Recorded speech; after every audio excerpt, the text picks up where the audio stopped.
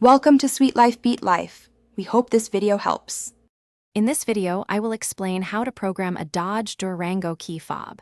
This simple guide will help you add new fobs or reprogram existing ones quickly.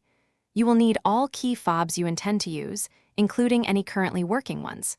Make sure your vehicle's battery is in good condition and all doors are closed before we begin this straightforward process. It typically takes only a few minutes to complete. Now, let's get your vehicle ready to accept new key fob signals.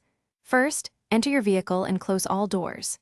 Insert a working key into the ignition, then turn it to the run position without starting the engine.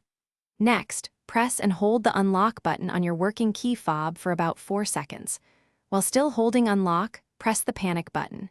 You should hear a chime or see your hazard lights flash twice. Once you hear the chime or see the hazard lights flash, release both the unlock and panic buttons. This indicates you are in programming mode. Now, within 30 seconds, take your new key fob and press and release its unlock button. You should hear another chime or see the hazard lights flash again, confirming successful programming.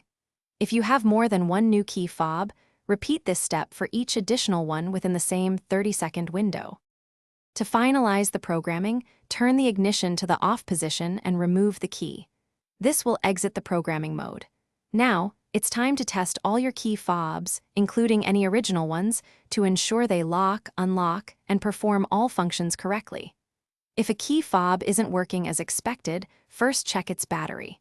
If the battery is good, simply repeat the entire programming process from the beginning.